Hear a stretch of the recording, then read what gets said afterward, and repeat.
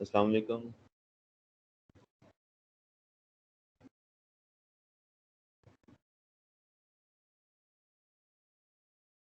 बेटा आप में से कोई रिस्पॉन्ड करेगा? वालेकुम अस्सलाम सर। अस्सलाम वालेकुम सर। वालेकुम। 65 आप प्लीज़ मुझे फीडबैक देते जाएं। आपको स्लाइड्स नज़र आ रही हैं? जी सर, आ रही है सर। ठीक है बेटा, मुझे साथ साथ बताते जाइएगा। आज का लेक्चर हम अभी स्टार्ट करते हैं, बाद में आपकी जो मिड टर्म है उसके ऊपर बात करेंगे और आपके जो कंसर्न्स कोई क्वेश्चंस होंगे तो वो देखेंगे।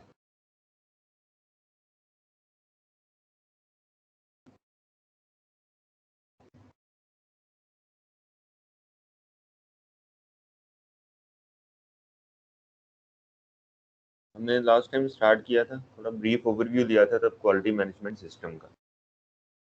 क्वालिटी मैनेजमेंट सिस्टम क्या चीज़ है? उसे मैंने आपको बताया था कि इंटरनेशनली कुछ चीज़ें होती हैं जो कि रिकग्नाइज होती हैं, जो कि स्टैंडर्ड्स बन जाती हैं।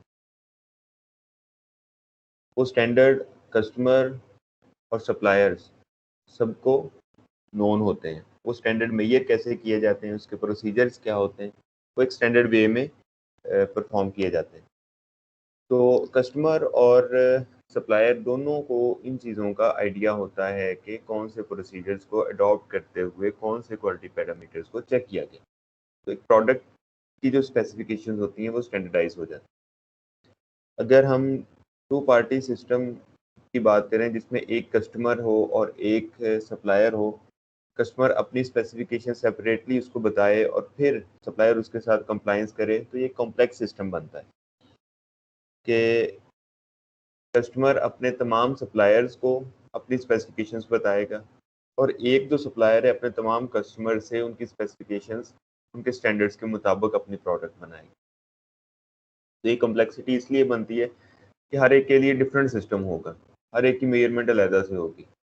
तो इन चीज़ों को अवॉइड करने के लिए इंटरनेशनली रिकग्नाइज्ड ऑर्गेनाइजेशंस बनाई गई हैं जो कि स्टैंडर्डाइज करती हैं स्पेसिफिकेशंस को और प्रोसीजर्स को। वो इंटरनेशनली रिकग्नाइज्ड ऑर्गेनाइजेशंस जब एक स्टैंडर्ड प्रोवाइड कर देती हैं तो सप्लायर उसके मुताबिक उन प्रोसीजर्स के मुताबिक प्रोडक्ट्स बनाता है। तो मेजरमेंट वो होती हैं जो कि प्रोवाइड की होती हैं इंटरनेशनल स्टैंडर्ड ऑर्गेनाइजेशन ने। उन स्टैंडर्डाइजेशन को फॉलो करते हुए सप्लायर ने अपनी प्रोडक्ट बनानी और कस्टमर को वही प्रोवाइड करनी। अब इसमें आसानी क्या होती है, कस्टमर ऑलरेडी नो कि प्रोडक्ट के मैं ये वाले स्टैंडर्ड प्रोवाइड करता हूँ जो कि इंटरनेशनल स्टैंडर्ड ऑर्गेनाइजेशन ने प्रोवाइड किए हैं, तो मुझे इस तरह की प्रोडक्ट मिलेगी। एंड सप्लायर ऑलरेडी नो ये वाले प्रोसीजर्स मैं फॉलो कर रहा हूँ, तो कस्टमर की रिक्वायर्ड स्पेसिफिकेशंस को मैं मीट कर पाऊँ। तो ये ज़रूरत होती है इंटरनेशनली रिकग्नाइज स्टैंडर्ड की। जैसे फॉर एग्जांपल, बहुत सिंपल से एग्जांपल है, आप कपड़ा खरीदने जाते हैं या वीविंग वाले हैं, आप कपड़ा बेचते हैं, तो एक one of the quality parameter is the length of the fabric. Customer को रिक्वायर्ड होता है इतनी लेंथ का फैब्रिक चाहिए, तो वो लेंथ कैसे मेजर की जाएगी? वो आपके पास कुछ यूनिट्स होते हैं, मीटर्स हैं या कुछ और यूनिट्स हैं। तो अगर हम इंटरनेशनली रिकग्नाइज यूनिट देखें तो मीट्रिक सिस्टम में दैट इज मीटर। तो मीटर अब कितना होता है, उसकी लेंथ कितनी होती है? अगर कस्टमर आपको बताएगा कि ये वाला एक मैं आपको रॉड दे रहा हूँ, ये 1 मीटर का रॉड है, तो इसके साथ मेजर करके दें, तो हर एक कस्टमर का मीटर डिफरेंट भी हो सकता है। लेकिन जब इंटरनेशनली रिकग्नाइज स्टैंडर्ड को हम फॉलो करेंगे, उसने जो डिफाइन किया हुआ मीटर है वो सब सप्लायर्स को पता है, वो सब कस्टमर्स को पता है, आप उसके मुताबिक ही मेजर करके उसको दोगे। तो इसलिए आप जब स्टैंडर्डाइज करते हैं तो आपको हर कस्टमर के लिए अलहदा से उसकी मेजरमेंट की ज़रूरत नहीं रहती। तो जो इंटरनेशनल हमारे पास है दैट इज़ ISO। आपने बहुत सारी ऑर्गेनाइजेशंस के बाहर लिखा पढ़ा होगा, या उनके जो कैटलॉग्स होंगे, या उनकी जो प्रोडक्ट की कह लें कि कैटलॉग्स हैं, या उनकी कोई भी इंफॉर्मेशन है, उनका कोई पीरियोडिक पब्लिश होता है, उसके ऊपर वो लिखते हैं कि हमारे पास ISO की ये सर्टिफिकेशन है, ISO 9000 2001, जो बहुत सारी और सीरीज 14000 की हैं या इस तरह की। तो वो सीरीज क्या चीज़ होती हैं? ISO ने डिफरेंट लेवल्स के ऊपर जाके स्टैंडर्ड्स डिफाइन किए। लेवल हम सरफेस से स्टार्ट करते हैं, फिर डीप इनटू हम उसके जाते हैं। फॉर एग्जांपल कुछ सीरीज ऐसी हैं जो बड़ी बेसिक हैं, बड़ी जेनेरिक हैं, वो हर तरह की इंडस्ट्री के ऊपर एप्लीकेबल हैं। उन सीरीज में क्या होता है, उसमें जस्ट डेफिनेशंस टाइप होती हैं, उसमें जस्ट क्वेश्चंस होते हैं, जैसे कि ये ऑर्गेनाइजेशन जो प्रोडक्ट बना रही है उसको बनाने के लिए इसके पास कैपेसिटी अवेलेबल है, यस और नो। अब इसमें स्पेसिफाइड नहीं है कि टेक्सटाइल की है या ऑटोमोटिव की है या कोई और इंडस्ट्री है तो उसकी मशीनरी नहीं, उसने कहा जो प्रोडक्ट बना रही है उसकी कैपेसिटी अवेलेबल है, यस। उसकी क्वालिटी को मेजर करने का सिस्टम अवेलेबल है, यस। अब ये वाली कुछ इस तरह की डेफिनेशंस हैं, कुछ इस तरह के पॉइंट्स हैं जो कि बड़े जेनेरिक हैं, वो हर एक इंडस्ट्री के ऊपर एप्लीकेबल होते हैं। वो एक सीरीज उसने डिफाइन कर दी जो कि सारी इंडस्ट्रीज पे एप्लीकेबल होगी। फिर कुछ एक आध सीरीज है जो कि एनवायरनमेंट से रिलेटेड है।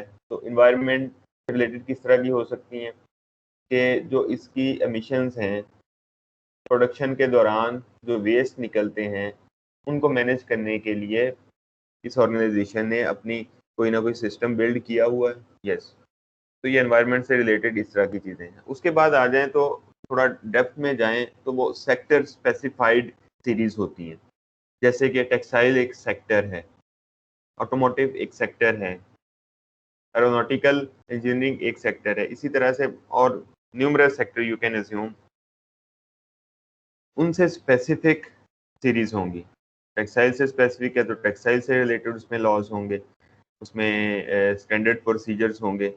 फिर सेक्टर से आगे हम अगर चले जाएं तो उसमें स्पेसिफिक इंडस्ट्री आ जाएगी। जैसे हम टेक्सटाइल की बात करते हैं तो टेक्सटाइल में बहुत सारी इंडस्ट्रीज हैं, जिसमें फाइबर मैन्युफैक्चरिंग की भी है, यार्न मैन्युफैक्चरिंग, वीविंग और बहुत सारी और इंडस्ट्रीज इसमें शामिल हैं टेक्सटाइल से रिलेटेड। उसमें फिर इंडस्ट्री स्पेसिफिक हो जाएगी। सपोज वीविंग है, फैब्रिक मैन्युफैक्चरिंग है, तो उससे स्पेसिफिक लॉज हो जाएंगे कि इसमें ये वाले स्पेसिफाइड प्रोसीजर्स हैं, ये फॉलो किए जा रहे हैं या नहीं फॉलो किए जा रहे हैं।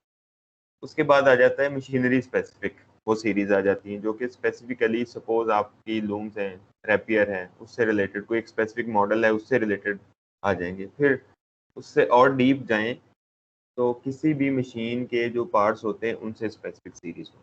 तो इस तरह से इन डेप्थ जाते रहे। तो कुछ सीरीज जो हैं वो के जनरलाइज्ड हैं और कुछ ऐसी हैं जो कि स्पेसिफाइड हैं। तो उस हिसाब से फिर सर्टिफिकेशन होती है। इसके प्रोसीजर्स क्या होते हैं, ये किया कैसे जाता है। जैसे मैंने आपको पहले एग्जांपल दी, एक कस्टमर अगर अपने सप्लायर को अपनी चीज़ें बताएगा तो वो खुद जाके फिर उसको ऑडिट करेगा कि मैंने जो इसको अपने स्टैंडर्ड्स बताए हैं क्वालिटी के, वो इसने मीट किए हैं या नहीं मीट किए। तो खुद जाके उसका ऑडिट करेगा, चेक करेगा, इसके क्वालिटी सिस्टम देखेगा, फिर उसको पास करेगा ये हो गया या नहीं हो गया। जबकि एक थर्ड पार्टी जैसे कि आईएसओ है, कस्टमर ये बता देता है आईएसओ की इस सीरीज की सर्टिफिकेशन लाजमी होनी चाहिए। तो फिर सप्लायर की हेडेक है कि वो आईएसओ को बुलाए, उससे ऑडिट करवाए, उसको पे करे उसका और उससे सर्टिफिकेशन ले। आईएसओ क्या करेगी, उसने ऑलरेडी अपने स्टैंडर्ड डिफाइन किए हुए हैं, वो उनको बताएगी ये स्टैंडर्ड ये सीरीज आप इम्प्लीमेंट करें, हम ऑडिट करेंगे। पहले ऑडिट करते हैं, उनको बताते हैं कहाँ पे कंप्लायंस नहीं हो रही, लैग्स कौन से हैं, तो उन लैग्स को वो नेक्स्ट ऑडिट तक कवर करेंगे। फिर बार बार विजिट के बाद, ऑडिट के बाद उनका क्वालिटी सिस्टम रिफाइन हो जाएगा जो कि डिफाइंड सीरीज के मुताबिक होगा। वो सारे प्रोसीजर जो कि सीरीज में डिफाइन किया वो फॉलो कर रहे होंगे। अब वो उनको सर्टिफाई कर देगा। कस्टमर को ज़रूरत नहीं है सप्लायर की फैसिलिटी विजिट करने के लिए, बिकॉज एक already internationally known standard organisation उसने अपनी सर्टिफिकेशन उसको प्रोवाइड कर दी और उनको ये पता है कि सर्टिफिकेशन का मतलब है कि इसके पीछे ये वाले प्रोसीजर्स फॉलो हो रहे हैं। तो ये वाली इंटरनेशनल स्टैंडर्ड ऑर्गेनाइजेशन के पर्पसेस। ब्रीफली हम इसको स्टडी करते हैं। ISO 9000 series. ISO stands for International Organization for Standardization. It was founded in 1946 in Geneva, Switzerland, where it is still based. अभी तक ये वहीं पे है, इसका जो हेड ऑफिस है।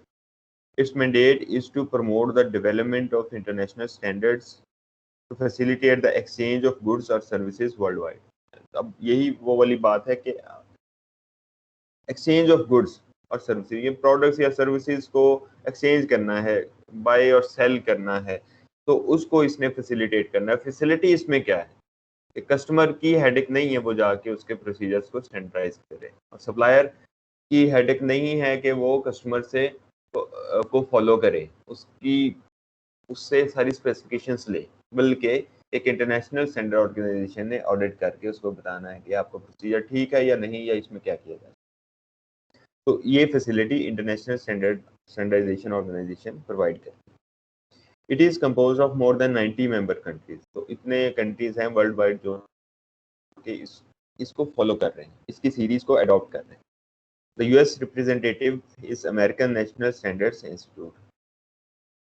अब इसमें हर कंट्री की अपनी होती हैं, जैसे पाकिस्तान की कोई स्टैंडर्ड ऑर्गेनाइजेशन है तो वो उसका पार्ट होगी, वो उसको अपनी जो रीजन स्पेसिफिक क्वालिटी स्टैंडर्ड्स हैं वो उसके बारे में बताएगी, अपनी मटेरियल्स और बाकी चीज़ों के बारे में बताएगी, जो कि इंटरनेशनली फिर सबके कंसेंसस के साथ स्टैंडर्ड्स बनते हैं। तो हर एक इसी तरह से अमेरिका की ये वाली है, पाकिस्तान में there is no known organisation जो कि इसका पार्ट हो, तो हम इंटरनेशनली रिकग्नाइज जो स्टैंडर्ड्स होते हैं हम उसको फॉलो करें।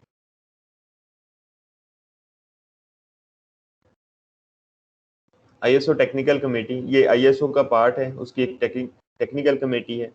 Developed a series of international standards for quality management system which were first publish in 1987। तो उसका पहला जो पब्लिश हुई थी स्टैंडर्ड्स वो 1987 में हुए थे। उसके बाद बहुत सारी सीरीज और पब्लिश हुई हैं।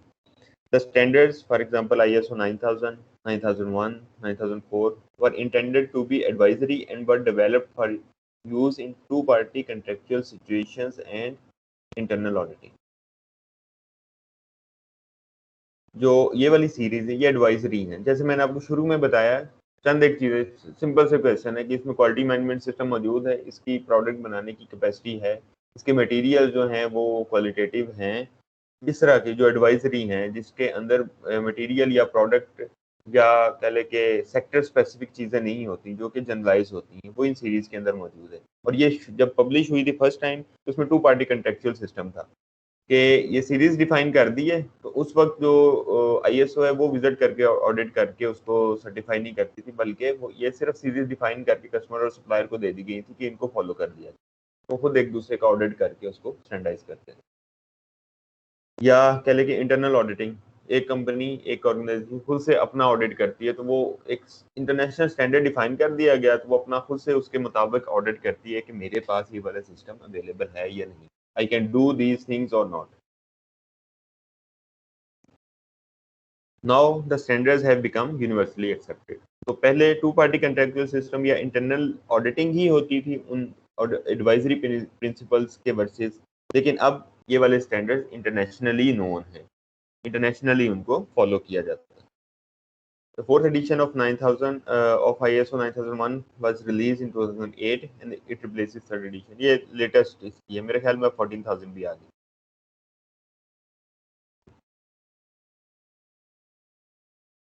What is two party system? What is third party system? What is quality system registration? ISO का जैसे मैंने आपको अभी एक्सप्लेन किया है कि उसमें कुछ सिस्टम्स हैं। पहले था two party system, advisory principles ISO ने डिफाइन कर दिए, सीरीज बता दी कि ये वाला प्रोसेस, उसका स्टैंडर्ड प्रोसीजर ये है, तो दो पार्टीज जो हैं वो खुद से ही उसको एक दूसरे के साथ कंफर्मेबल बनाती थी। कस्टमर ऑडिट करके चेक करता था कि मेरे सप्लायर ने ये चीज़ें फॉलो कर ली हैं या नहीं। जबकि थर्ड पार्टी सिस्टम, इसमें आईएसओ खुद से अपने रिप्रेजेंटेटिव्स भेज के ऑडिट करता है और उसको सर्टिफाई करता है। And quality system registration means कि जो इसका अपना क्वालिटी सिस्टम है किसी भी सप्लायर का, उसको रजिस्टर किया गया है आईएसओ के वजह से। मीन्स आईएसओ ने थर्ड पार्टी ने ऑडिट करके उसका क्वालिटी सिस्टम रजिस्टर कर लिया कि हाँ इस वाले सीरीज के स्टैंडर्ड्स के मुताबिक इसका क्वालिटी सिस्टम है, तो फिर जो कस्टमर होगा वो अपनी रिक्वायरमेंट के मुताबिक उस तरह वो सप्लायर चूज करेगा। Assessment and periodic surveillance audit of the adequacy of a supplier's quality system by a third party who is a registrar. Registrar, अब इसमें आईएसओ रजिस्ट्रार है, वो क्या करेगा, असेसमेंट करेगा और पीरियोडिक सर्विलेंस ऑडिट, मतलब बड़ी close observation, time to time, 1 माह के बाद, 2 माह के बाद, या जितना टाइम उसने उसको दिया होगा उसके बाद उसका क्लोज ऑब्जर्वेशन उसके सिस्टम्स की करेगा। The adequacy of suppliers quality system, कि सप्लायर का quality system is it appropriate, क्या जो हमारी सीरीज में डिफाइंड स्टैंडर्ड्स हैं उससे इसकी कंप्लाइंस बनती है या नहीं, तो फिर वो उसको सर्टिफाई करेगा। Registrar issues a certificate of registration to the supplier, तो वो उसको सर्टिफिकेट प्रोवाइड करेगा।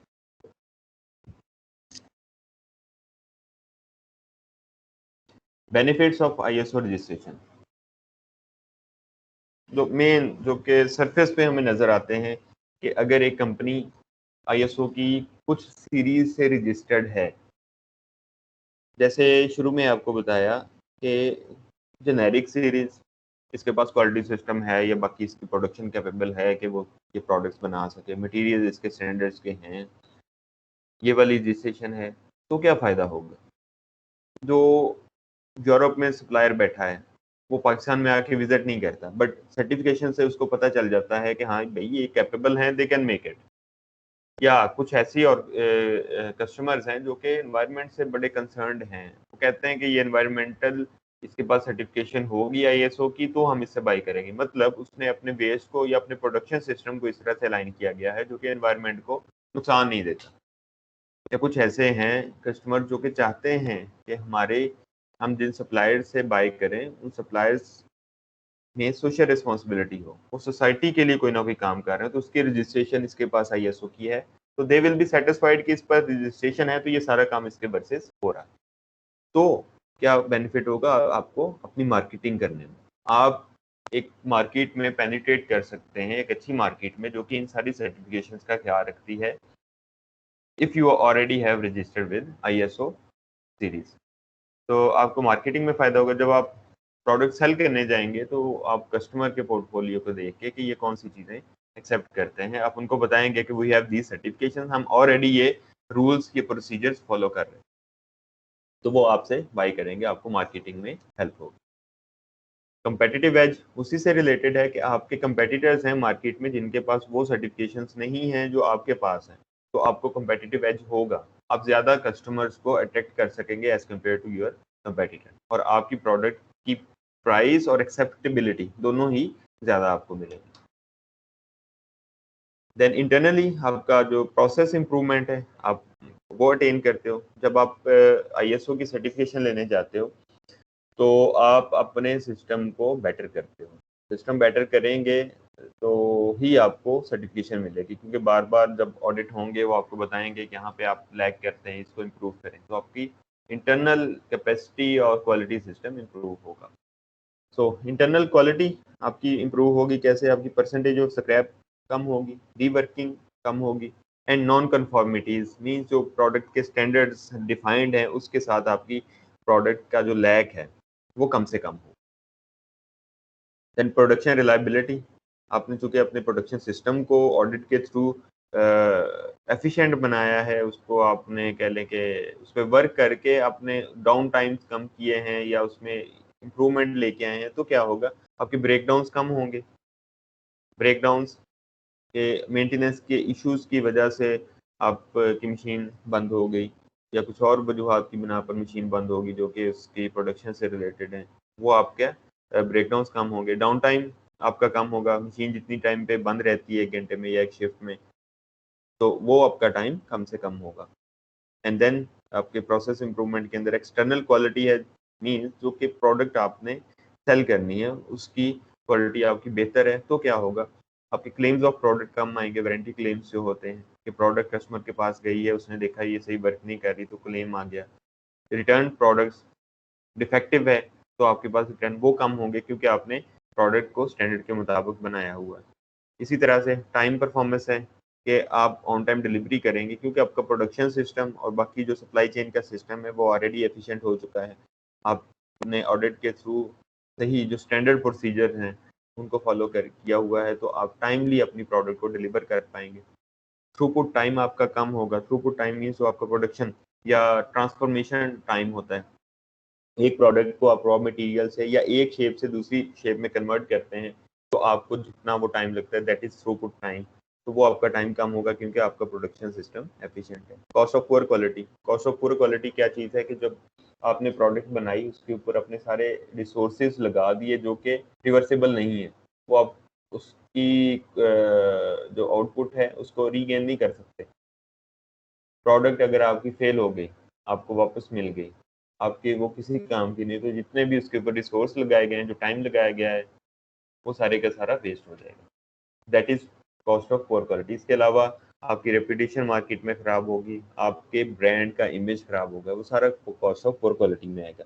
जब आपने सर्टिफिकेशन ली है, अपने प्रोसीजर्स को स्टैंडर्डाइज किया हुआ है, तो आपकी एक्सटर्नल नॉन कन्फॉर्मिटीज कम होंगी, कस्टमर के पास प्रोडक्ट जाके एक्सेप्टेबल होगी, तो आपकी कॉस्ट ऑफ पुअर क्वालिटी कम होगी। इसी तरह स्क्रैप कम बनेगा, रीवर्किंग कम होगी, तो वो सारी जो आपकी कॉस्ट है वो कम आएगी। हाँ, इन सारी चीज़ों के वर्सेस आपको एक पेमेंट करनी पड़ेगी, that is prevention and appraisal cost.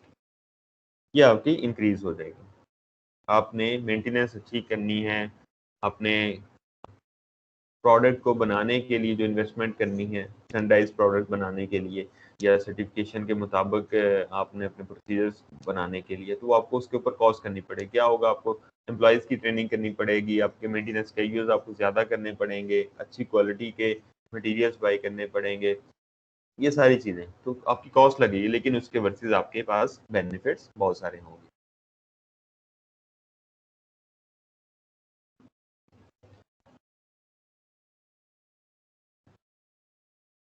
These are generic guidelines and can be adopted by any service or manufacturing organization.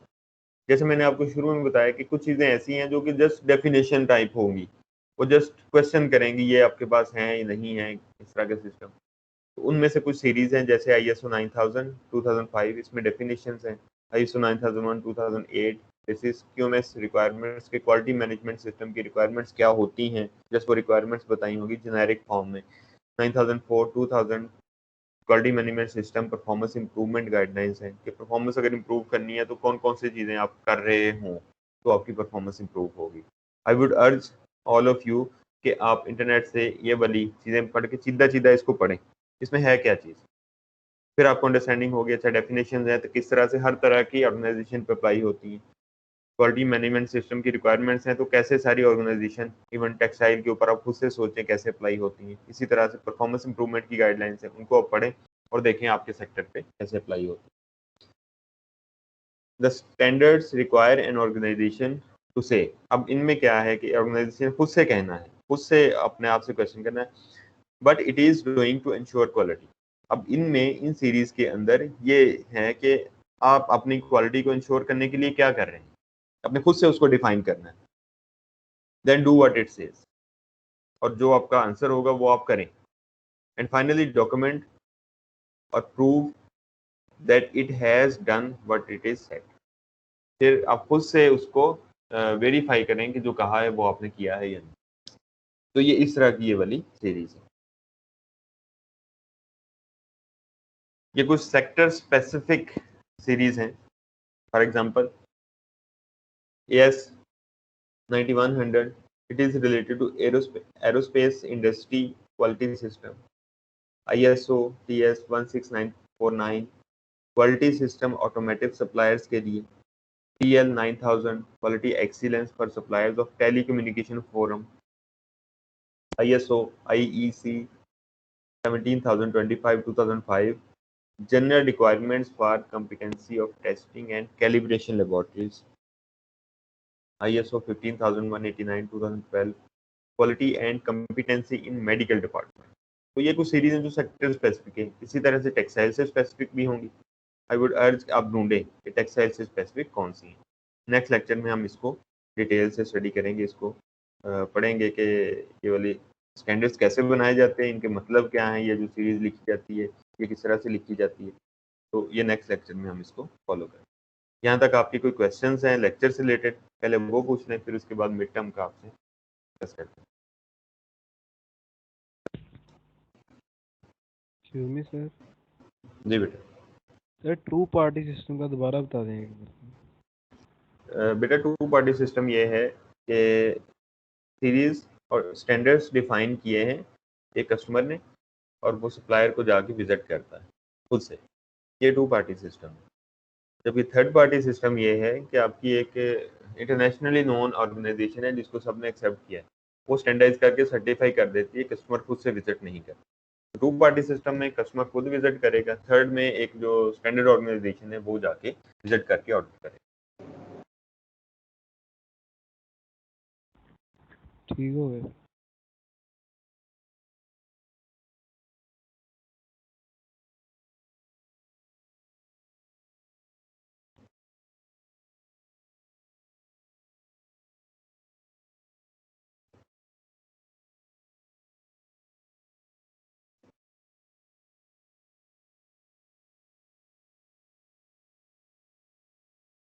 और कोई क्वेश्चन बच्चों?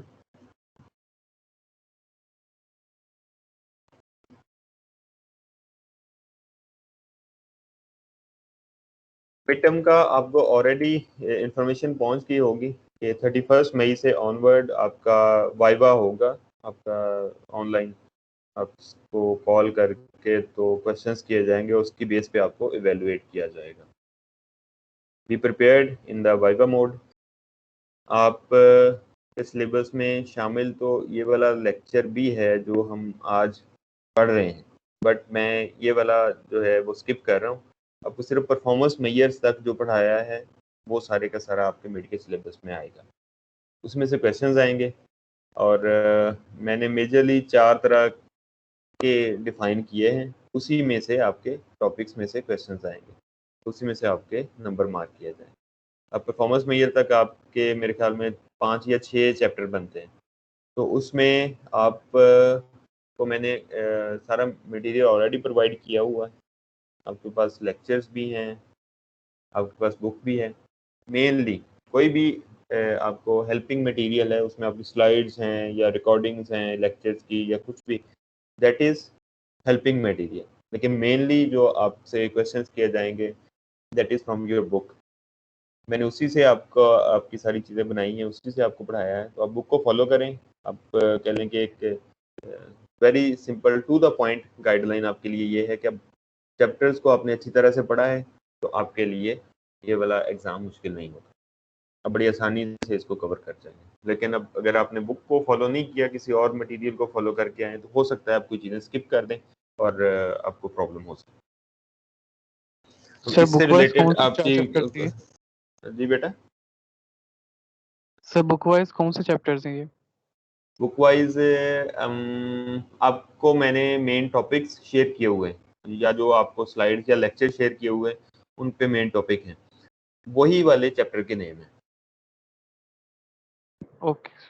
जैसे परफॉर्मेंस मेजर्स है ना, अब चैप्टर का नेम परफॉर्मेंस मेजर, जैसे एक एम्प्लॉय इन्वॉल्वमेंट है तो वो चैप्टर का नेम एम्प्लॉय इन्वॉल्वमेंट है, तो वो वाले चैप्टर्स आप follow.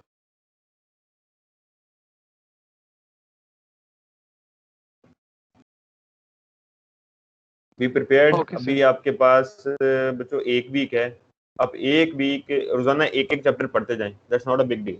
Maximum it will take 2 hours, एक दिन में 2 घंटे इस सब्जेक्ट को दे दें, आपका मिड टर्म 30/30 होगा।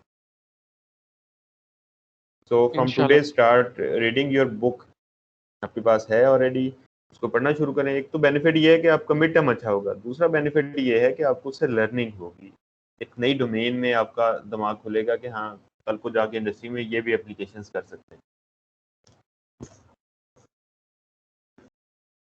आंसर जो 31 को असाइनमेंट है सर, वो उसमें क्या करना है सर?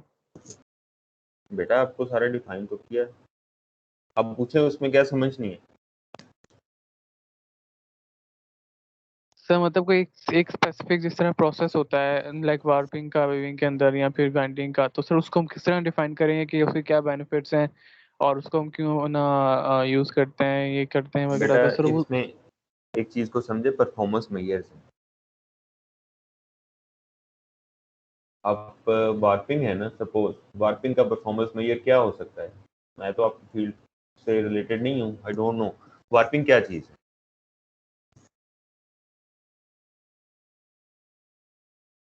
आप बीम बनाते हो वार्प का, जिसको बाद में आपने ड्राइंग इन जी सर। करना है, अब वो बीम अच्छा कैसे बनेगा, आपको पता है कि जब बीम बनता है तो उसमें कौन कौन सी चीजें होनी चाहिए, तो कहते हैं कि ये मशीन पे चलेगा, या कोई डिफेक्ट्स होंगे तो वो मशीन पे नहीं चलेगा, ऐसे ही होगा। अब वो जो वार्पिंग बीम है उसका एक परफॉर्मेंस मेजर खुद से बनाए, हाँ जी भाई इतने विड्थ का होना चाहिए, हमने उसके अंदर इतने एंड्स लेने हैं, इतने एंड्स होने चाहिए, या जो भी आपसे आपके बीविंग से रिलेटेड वार्पिंग बीम में चीजें होनी चाहिए वो आप डिफाइन करें खुद। ये तो आपका टास्क है बच्चों कि एक प्रोडक्ट या प्रोडक्ट के विद इन आप एक चीज बना रहे हो, उसके तो स्टैंडर्ड्स क्या काइंडली होने डेट चाहिए। एक्सटेंड कर दें, फिर हम मिड के बाद आपको सबमिट करवा देंगे। बच्चे कितना टाइम चाहिए, 1 माह से ज्यादा हो गया आपको, इससे पहले की ये असाइनमेंट है। जी सर, लेकिन सर दरमियान में कुछ और असाइनमेंट्स और लैब रिपोर्ट्स चलती रही हैं। अब अचानक उन्होंने कहा है कि सारी आप लैब रिपोर्ट भी सबमिट करवाएं मिड से पहले पहले, और सारा दो तीन काम और से इकट्ठे असाइनमेंट्स करना और होता है, ऐसे नहीं होता कि आप एक खत्म करेंगे तो दूसरा करेंगे। जब आपकी क्लासेस चल रही होती हैं तो सारे सब्जेक्ट्स आप इकट्ठे चला रहे होते हैं, तो आपको इस काम के लिए जी सफिशिएंट टाइम इसलिए 1 माह से ज्यादा टाइम दिया गया है कि आप बाकी कामों के साथ इसको कर सकते। वैसे मैं आपको बताऊं, आप बैठ के एक दिन में असाइनमेंट बना सकते। जी तो सर अगर वो if with in 30 days you can not find 1 day, तो आपको डेट एक्सटेंड करके भी, ये मेरा एक्सपीरियंस है, आप नहीं करेंगे, वो एंड वाले दिन ही आप करेंगे। सो 31st फाइनल है, आपने इस डेट को जमा करवाना है। ऑलरेडी मैंने एक्सटेंड करके वहां पे टाइमलाइन दी है, आपकी ओके टाइमलाइन ईद तक थी लेकिन मैंने उसको एक्सटेंड किया।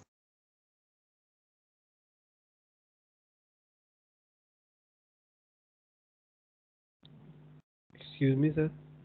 जी बेटा। सर मेरा प्रेजेंटेशन से रिलेटेड एक मसला है सर।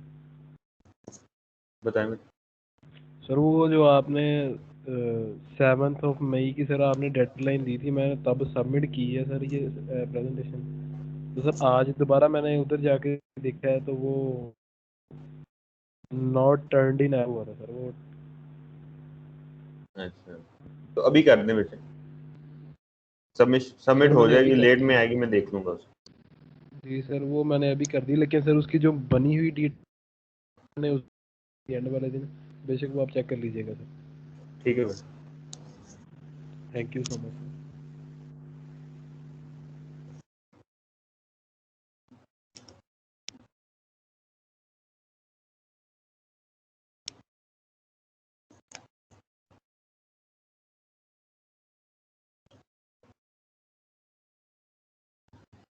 और बच्चों कोई क्वेश्चन?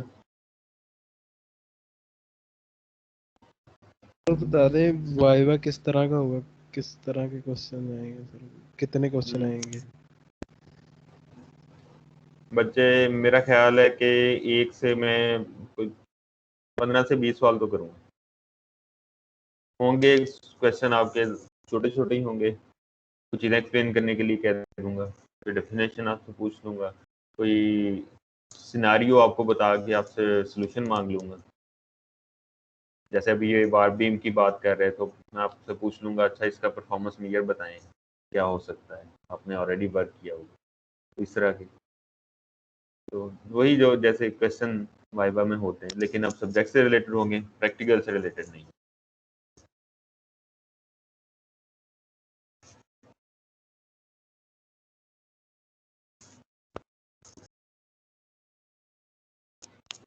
आई कैन क्वेश्चन के, एक्सक्यूज हाँ मी सर। 2 पार्टी सिस्टम क्या है, 3 पार्टी सिस्टम क्या है, तो इस तरह यही क्वेश्चन है। हाँ जी बेटा।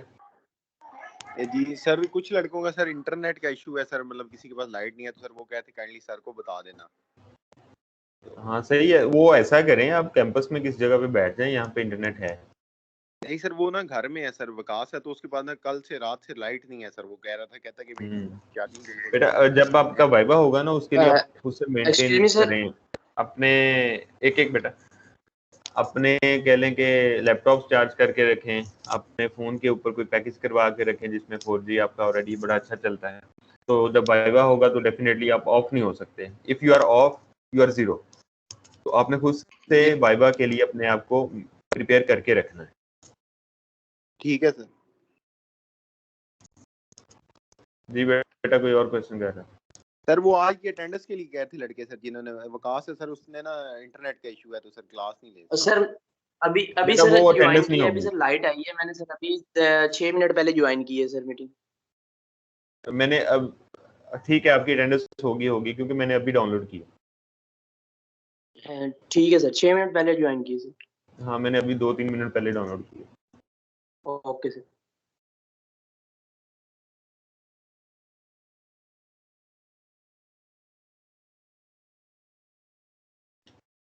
ठीक है बच्चों, अपनी तैयारी करें, focus on your book more. Still अगर बीच में कोई क्वेश्चन हो तो अपने सीआर को कहें। मुझे ना इंडिविजुअल मैसेजेस जो रिसीव होते हैं उस पर मैं यूजुअली कम रिस्पॉन्ड करता हूँ, जो सीआर करता है ना ग्रुप के अंदर, उस पर मैं रिस्पॉन्ड करता हूँ ताकि एक ही चीज़ का सबको पता चले। तो आपका कोई क्वेश्चन है, कोई क्वेरी है, क्लास में पूछ लें, वेल एंड गुड, सबको पता चल जाता है। या फिर अपने सीआर को कहें वो ग्रुप में मैसेज कर दें, उसका मैं सबको फिर डिटेल से बता देता हूँ। अपना ख्याल रखें, अल्लाह हाफिज। एक्सक्यूज अल्लाह हाफिज सर। जी बेटा, कोई क्वेश्चन कर रहे हैं? सर ये ऑपरेशन मैनेजमेंट वाली बुक ही है ना हमारी कि नहीं? नहीं बेटा, क्वालिटी मैनेजमेंट सिस्टम मैंने अलग से बुक आपको यूएसबी में दी थी आपके सीआर को, तो आप उनसे कांटेक्ट करें।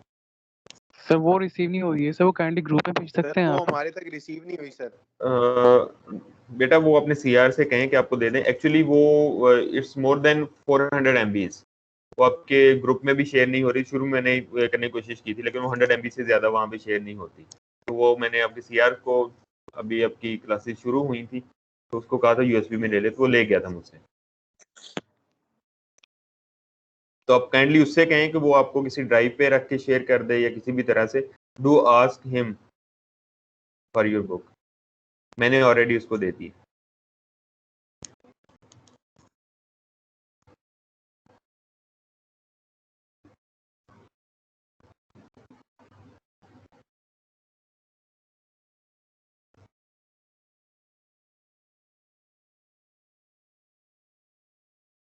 ठीक है बच्चों, अल्लाह हाफिज। अल्लाह हाफिज सर। अल्लाह हाफिज सर।